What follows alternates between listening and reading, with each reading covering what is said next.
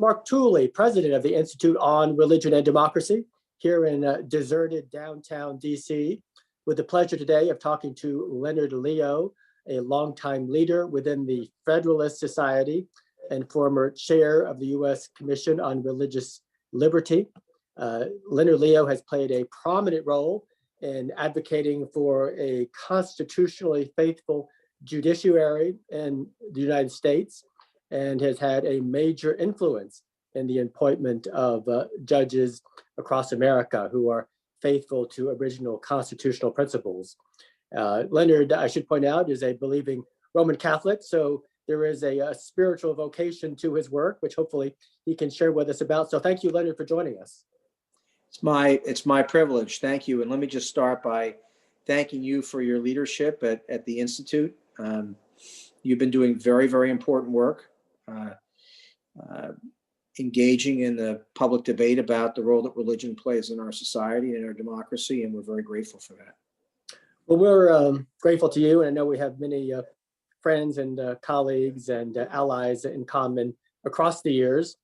But Leonard, tell us a little bit the basic background and principles of the Federalist Society, for those who are not very familiar. Sure. Well, the Federalist Society was founded in 1982, largely in response to the fact that there was a liberal orthodoxy that had been prevailing in America's law schools. And the founders of the society believed it was high time to have a spirited debate about bringing our core constitutional principles back to the legal culture, and also reviving what we call the structural constitution, the separation of powers, federalism, limited judicial role. And that's how the society started. It started in law schools. And then as students started graduating, we grew the institution to include professional lawyers groups around the country. And the group now boasts a membership of about 70,000 lawyers and law students. And I know you don't profess to be a trained theologian, but if I could press you in terms of how does the Roman Catholic Church understand the special vocation of the judiciary in terms of upholding justice and equality before the law? Well, it's extremely important that we have the rule of law. And the reason is because that helps to ensure the dignity and worth of every human person. People need to be judged fairly. They need to be held to proper standards of conduct, but those standards of conduct need to be interpreted and enforced equally. And so I think that there is a rich tradition of the Catholic Church of believing that the civil law is, one, important, and that, two, the civil law and the institutions that interpret and enforce it are integral to ensuring human dignity, the worth of every person, and of course, going way back, there was a tremendous connectivity between the ecclesiastical traditions of the Catholic Church and the justice systems in countries like England. And obviously, as you say, the Federalist Society was founded to counteract 20th century influences in terms of having a more evolving understanding of the Constitution. And there seems to be a spirituality behind that in terms of upholding the Constitution and its original intent versus just applying it as we wish by postmodern, more liquid standards. Well, law and language have meaning. And the role of a judge and of a lawyer is to discern what the legitimate, real meaning is behind those words that we call law. And when you ignore the text of the law, or you try to go beyond its naturally understood meaning, you're engaging in a duplicitous enterprise. You're not faithfully interpreting the law, and that opens up our society to a lot of problems. It can create issues of unequal treatment under the law.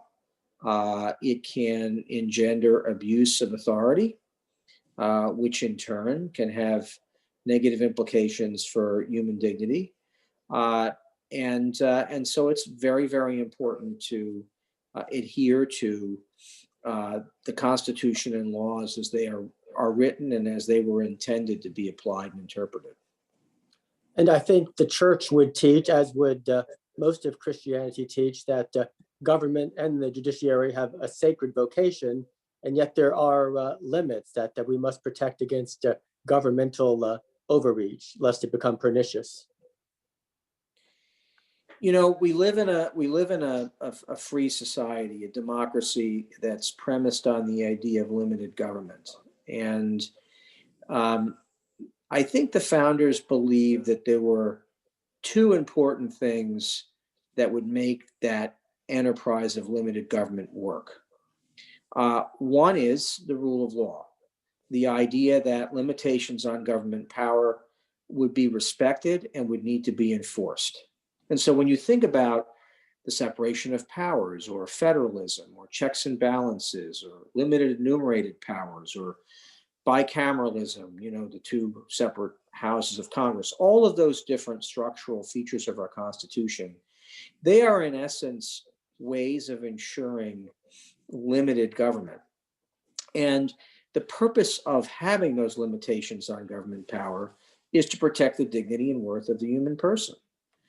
When you travel around the world, what you find is that countries that don't have a structural constitution or that don't respect it, countries that don't have these kinds of structural limits on government power, tend to have governments that can run roughshod over the worth and dignity of the human person.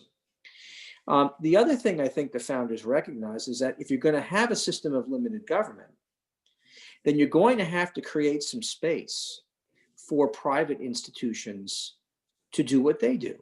The family, churches, civic societies. Why? Well, because government isn't providing everything for everyone.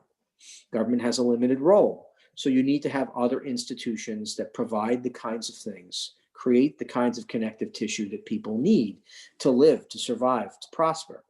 And so that's, the founders recognized that by ensuring that there would be space available for example, freedom of religion and religious liberty, so that those civic institutions, those civil institutions, the churches, would play a role in the life of our country, and lots of other, you know, secular civic institutions as well. And so that's the design, and that's really at the end of the day how our system works. And I think one of the geniuses of that system is, if you believe that God has a plan for all of us vocationally, that we have certain talents and skills, and we have certain avocations, desires, loves, and you know, through our life we search for meaning. We try to figure out what it is that we're supposed to be doing with those talents and those treasures that we've been given. Well, you know, for that enterprise to work, for you to be able to figure out what God has planned for you, for you to figure out what your vocation is, you need to have some space. You need to have some freedom. You need to have some flexibility. You need to be able to chart your course in various ways. And you can't really do that if you have a heavy-handed, overreaching government that has limitless power, and a system of government where you can't discern what powers they have and what freedoms you have. And so all of this, I think, is very much tied to the worth and dignity of people. And it's a system that, of course, protects people of all faiths, but also of people of no faith at all. And I think the founders saw in this design a rich texture that could protect the dignity of all its citizens. You mentioned the founders. The year 2020 was not a great year for the founders in terms of how they're remembered, and they have often been dismissed of late as persons who were relics from their day, who were oppressive, and should perhaps their statues taken down and their legacies set aside. But I think that we would say that no, the founders were fallible, sinful people who nonetheless were given wisdom to plug into timeless principles that have as much application today as they did 230 years ago. Humans are by their very nature weak, frail, capable of virtue as well as vice and folly. That's been the case since the fall. And it's not going to stop being the case anytime soon. But what the founders did was they understood that. They understood their weaknesses and their frailties. And they went about trying to create a system of government as best they could, warts and all. They went about to try to create a system of government that would put brakes on some of those frailties and weaknesses. Not always, and not perfectly. But there isn't really any system in the world that has worked better than ours in curbing abuse of authority. It's just, we've had problems in our country, but what has always amazed me about the problems we've had in our country, sometimes racial, sometimes socioeconomic, what has always amazed me about the problems that our country has faced is not that we had problems. That's going to happen given human nature. Every country, every society, every civilization has. But we do tend as a country to seem to solve them faster than most other civilizations and societies have had. And I think part of that is because we have a system of government that works reasonably well, because it is hardwired to take account of our human weaknesses. Well, our current era seems to be given over to apocalyptic attitudes and fanaticisms, but you seem to offer a sensibility that I will call Christian realist in terms of understanding that human nature doesn't change, and yet we can be hopeful and confident that God is still sovereign and his will prevail in the end, no matter what fallen humanity may do. The problems we're seeing today, Mark, in politics, in civil discourse, these are problems that have plagued mankind since the beginning. Now, they manifest themselves in different ways. Today's idols, today's enemies,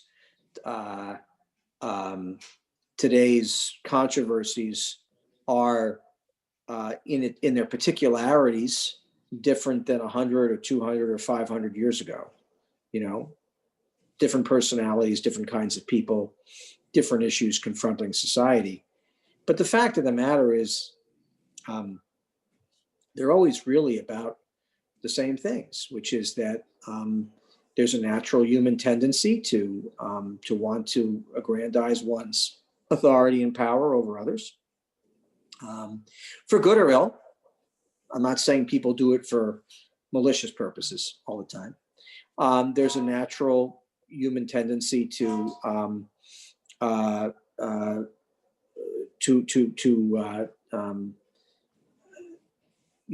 engage in self-interest maximization, sometimes at the expense of others. Those are temptations we have because of our fallen human nature that we have to try to overcome. And we all try to overcome those things using our own might or our own faith. But it helps to have a constitutional system that points us in the right direction and that throws up some guardrails. It certainly makes the problems less serious than they otherwise would be, and gives us a little bit of an ability to pick ourselves up from our bootstraps a little bit more easily. Now, you've been associated with the Federalist Society for going on 3 decades now. I believe the society is at 45 years old. I think that's right. Yeah, it was founded in it was founded in 1982, so that puts us at Not quite 40. about 40. Yeah, a little bit over. So founded almost near the zenith of the era of judicial activism, the Federal Society has had a profound impact on shaping the judiciary. What are some of the big successes that you've seen over the last 30 years? Well, I think the most important thing the Federalist Society has done is revived an appreciation for the idea that, well, two things. One, revived the appreciation for the idea that the structural constitution matters. Rights are important, to be sure, and we spend a lot of time talking about the Bill of Rights. But when you get down to it, it's that structural protection that our Constitution gives us by limiting and separating and dividing power, which really protects our freedom and our dignity. And that's what the word Constitution means. Constitution means structure, right? I mean, look, I mean, any, as Justice Scalia used to say, any tyranny or dictator, can have a long list of rights. I mean, the Soviet Union had a charter of rights that was, I think, at least 7 to 10 times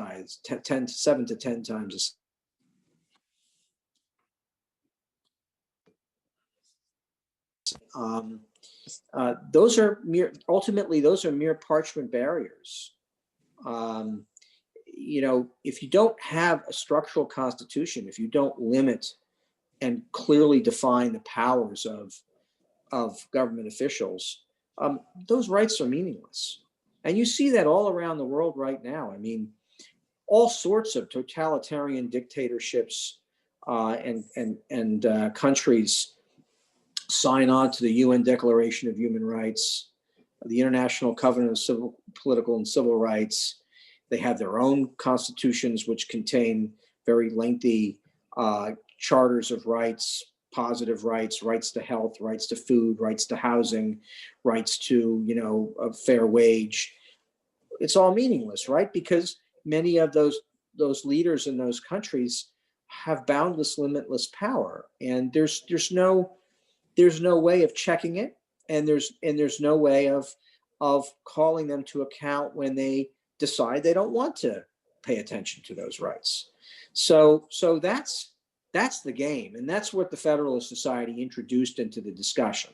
This idea that structure matters, and that's ultimately the most important way to protect rights. The other thing that I think is a major achievement is the reintroduction of originalism and textualism. Now, those are just highfalutin words for the idea that you interpret the Constitution or a law according to its words as they are naturally and ordinarily understood, okay? You would think that this would not be a particularly controversial way of doing business in the law, but it is, and it was. But the fact of the matter is that we've come a long way. I mean, when I first started in this business, 25 years ago plus, oftentimes Supreme Court arguments began with a conversation about what the spirit of the law was, what the spirit of it was. And maybe you got to a parsing of the text. Now, that's been flipped on its head. Nobody starts with a discussion about the spirit of the law. They look at the words, the structure of a constitution, and they grapple with its textual and original meaning. And that is a very, very important development, because if you abide by textualism and originalism, you are creating very important limits on the powers of the judiciary and on the powers of other government officers in ways that I think ultimately protect freedom and human dignity. And for this to work, to have a sound constitution and judges who uphold it, you also need habits and beliefs and traditions among the people themselves in support of these concepts, don't you? You do. You need people of honesty and integrity, prudence, And that's, you need people who are going to live by the cardinal virtues. And, you need right judgment. You need to be measured in the way you do your job. You need to demonstrate humility. I think one of the most important qualities a judge can have, other than courage, which is being able to do something that's right and not be cowed by external pressure. In addition to that important virtue, I think having humility is extremely important, because you may not like what the political branches did. You may not think that the law they passed was the soundest way to solve a problem. But if it's perfectly constitutional for the political branches to have done it that way, it's not your business to mess with it. And that takes a lot of humility, because you're looking straight at something that you think is problematic or wrong, but it's not unconstitutional. And so you do need jurists and lawyers who are, honest, virtuous people. Leonard Leo, longtime leader in the Federalist Society, former chair of the U.S. Commission on International Religious Freedom. Thank you for a very insightful and encouraging conversation. Thank you, Mark. And again, thank you for your leadership in providing such great engagement and debate about religion and society over there at IRD. Thank you.